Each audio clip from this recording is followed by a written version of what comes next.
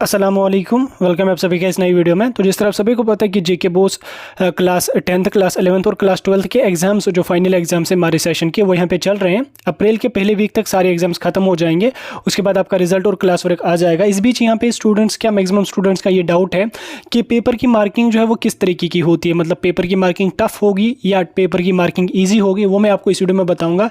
और उसके साथ साथ काफ़ी सारे कन्फ्यूजन्स हैं स्टूडेंट्स के, जैसे मतलब कि फॉर एग्जाम्पल आपका कोई क्वेश्चन 2 मार्क्स वाला आया है, आपने उसका आंसर एक आधी लाइन में लिखा कि आपको 2 मार्क्स वहाँ पे मिलेंगे या नहीं मिलेंगे, या आपके जो है वो किसी क्वेश्चन में आपको जो है वो 5 पार्ट्स दिए गए थे, 5 पार्ट्स में से आपको 4 पार्ट करने थे, आपने 5 के 5 कर दिए, तो उस कंडीशन में आपकी क्या होंगे, मतलब कितने मार्क्स आपको आ जाएंगे, बराबर मार्क्स आ जाएंगे या मार्क्स आपके कट हो जाएंगे। या उसके साथ साथ जो लॉन्ग आंसर टाइप क्वेश्चन आपका आया था उसमें आपने 50% सही लिखा, 50% आपने गलत लिखा, उस कंडीशन में क्या होगा, सब कुछ मैं आपको इस वीडियो में समझाने जा रहा हूँ। ये वीडियो काफी इंपॉर्टेंट रहने वाला है, वीडियो को पूरा एंड तक देख लेना, चैनल को भी सब्सक्राइब कर देना और टेलीग्राम ग्रुप हमारा ज्वाइन कर देना, लिंक उसकी आपको डिस्क्रिप्शन में मिल जाएगी। तो चलिए वीडियो को शुरू कर लेते हैं और देख लेते हैं क्लास 10th क्लास 11th और 12th के जो मेन डाउटर्स हैं उनके बारे में यहाँ पे हम बात कर लेंगे। तो सबसे पहले यहाँ पे मैं आपका एक बार डाउट क्लियर करना चाहता हूँ।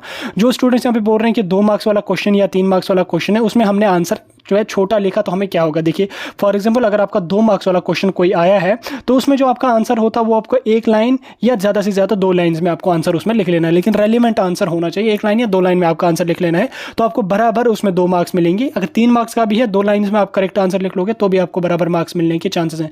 लेकिन मैं पहले 2 मार्क्स का बता रहा हूँ आपको, अगर आपने 2 लाइन में लिखा तो आपको इसमें करेक्ट मार्क्स आ जाएगा।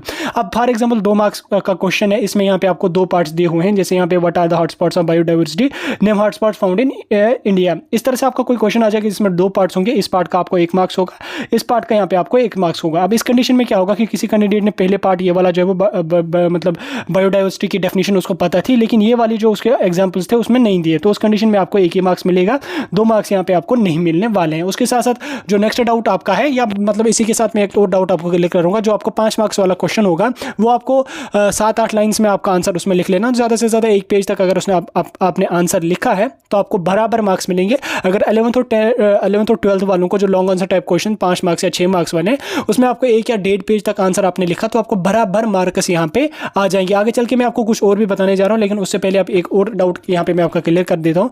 अब देख लीजिए कोई क्वेश्चन यहाँ पे आपका आया है, उसमें यहाँ पे आपको नीचे 5 पार्ट्स दिए हुए हैं, 5 पार्ट्स में से आपको 4 पार्ट ही करने थे, एक कोई आपको उसमें छोड़ देना। अब किसी कैंडिडेट ने तो देखा नहीं उसमें कि 4 पार्ट्स ही करने थे, उसने 5 के 5 पार्ट यहाँ पे कर दिए, तो उस कंडीशन में क्या होगा, देखिए उस कंडीशन में होगा पहले 4 वाले पार्ट आपके जो है उनको यहाँ पे चेक किया जाएगा, बाकी का जो लास्ट वाला होगा वो यहाँ पे लेफ्ट कर दिया जाएगा। पहले 4 वाले जो होंगे उनको आपको चेक कर दिया जाएगा, उनमें जो सही होगा सही माना जाएगा, जो गलत होगा गलत माना जाएगा, तो 4 ही पहले माने जाएंगे, जो लास्ट वाला रहेगा उसको यहाँ पे छोड़ दिया जाएगा। अगर मार्किंग करने वाला कोई अच्छा होगा तो वो लास्ट वाला भी काउंट कर लेगा, अगर लास्ट वाला सही है तो कोई एक गलत है तो वो आपको उसमें बराबर मार्क्स दे सकता है, लेकिन वो डिपेंड करता है कि मार्किंग करने वाला किस तरीके का होता है। लेकिन फिलहाल आप जनरली समझ लीजिए कि वो कोई भी 4 पार्ट यहाँ पे जो वो काउंट कर सकता है, पहले 4 पार्ट वो काउंट कर सकता है, 5वां पार्ट वो उसमें छोड़ सकता है, उसकी मर्जी से 5वां पार्ट छोड़ देगा, उसको वो चेक नहीं करेगा, बाकी पहले के जो 4 पार्ट होंगे उनको आपको बराबर मार्क्स आ जाएंगे जिस हिसाब से आपने यहाँ पे लिखा होगा। तो ये आपका आप क्लियर हो गया। आप देख लीजिए नेक्स्ट बात, जो आपको क्वेश्चन होंगे मतलब उनका आंसर आपको रेलिवेंट लिख लेना है। ऐसा नहीं है कि आपको क्वेश्चन में कुछ और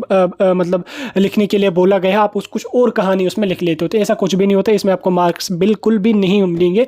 अब किसी कैंडिडेट का फॉर एग्जांपल कोई क्वेश्चन उसको नहीं आता है, तो उस कंडीशन में उसने अगर थोड़ा सा भी रेलेवेंट उसमें लिखा तो भी आपको मार्क्स यहाँ पे मिल जाएंगे, अब ये है कि 5 मार्क्स वाला क्वेश्चन अगर आपका है, आपने अगर उसमें 1 पेज का यहाँ पे आपको आंसर मतलब आपने लिखा आंसर, उसमें 50% आपने जो है उसमें रेलेवेंट लिखा और 50% आपने उसमें अपने से लिखा। अगर जो 50% आपने अपने से लिखा वो टॉपिक के रेलिवेंट है, थोड़ा सा मिलता जुलता है, तो आपको मार्क्स यहाँ पे मिल सकते हैं। एक आधा मार्क्स अगर काट भी हो जाएगा लेकिन मार्क्स आपको मिलेंगे।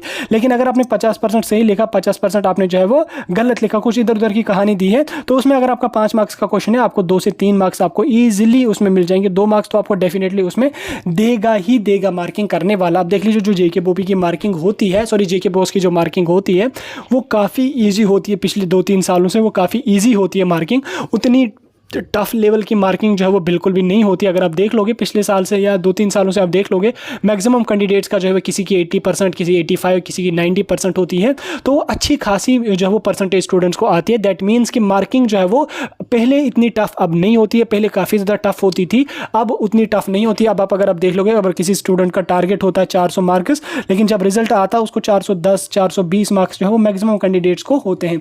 दैट मीन्स कि आपकी जो मार्किंग होती है वो आपको काफ़ी ईजी होती है, चाहे 10th 10th हो, 11th हो, 12th हो, इन 3 क्लासेस में 10th का तो बिल्कुल ईजी होता है और 11th का भी यहाँ पे काफ़ी ज़्यादा ईजी होता है। 12th का अगर थोड़ा सा टफ भी हो जाएगा, लेकिन 10th और 11th का यहाँ पे काफ़ी ईजी होता है। इसमें अगर आपने कोई क्वेश्चन जो है वो थोड़ा सा इधर उधर का भी लिख दिया, लेकिन रेलिवेंट टॉपिक के रिगार्डिंग हो, उसमें भी आपको मार्क्स यहाँ पे मिल जाएंगे। बराबर तो नहीं मिलेंगे, एक आधा मार्क्स आपका कट हो जाएगा, लेकिन तो भी हाफ मार्क्स तो वो आपको दे देंगे। इसलिए जो कैंडिडेट अभी एग्जाम दे रहे हैं वो बिल्कुल भी परेशान मत हो जाना, कोई भी टेंशन लेने की ज़रूरत नहीं है।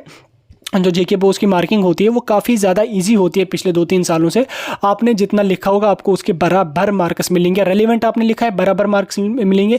थोड़ा सा उसके मतलब मिलता जुलता उसके लिखा तो भी आपको मार्क्स मिलेंगे। अगर कुछ भी नहीं आ जाए ना कोई क्वेश्चन, तो उस क्वेश्चन के रिगार्डिंग कुछ इधर उधर का लिख देना, तो भी आपको यहाँ पे हाफ मार्क्स तो मिल ही जाएंगे। बाकी मार्किंग जो है वो बिल्कुल भी टफ नहीं होती है, तो टेंशन लेने की कोई भी बात नहीं है, कोई भी स्ट्रेस लेने की बात नहीं है। अगर आपने कोई क्वेश्चन नहीं आया उसमें तो छोड़ दीजिए, आपको 5 मार्क्स ग्रेस मार्क्स भी मिलते हैं, इस साल भी मिलेंगे। ग्रेस मार्क्स के बारे में मैं डिटेल में वीडियो डालूंगा 2-3 दिनों बाद, तो उसको भी मैं आपको समझा दूंगा। लेकिन फिलहाल जो अपडेट था वो मैंने आपको दे दिया। बिल्कुल टेंशन लेने की कोई बात नहीं है, इजी मार्किंग होती है, अच्छे खासे मार्क्स आपको इंशाल्लाह आ जाएंगे, टेंशन लेने की कोई भी बात नहीं है। तो फिलहाल वीडियो को यहीं पे खत्म कर लेंगे। जेके बोस का एक इंपॉर्टेंट वीडियो था जो मैंने डिस्कस किया आपके साथ। कंफ्यूजन डाउट होगा कमेंट सेक्शन में बता सकते हैं।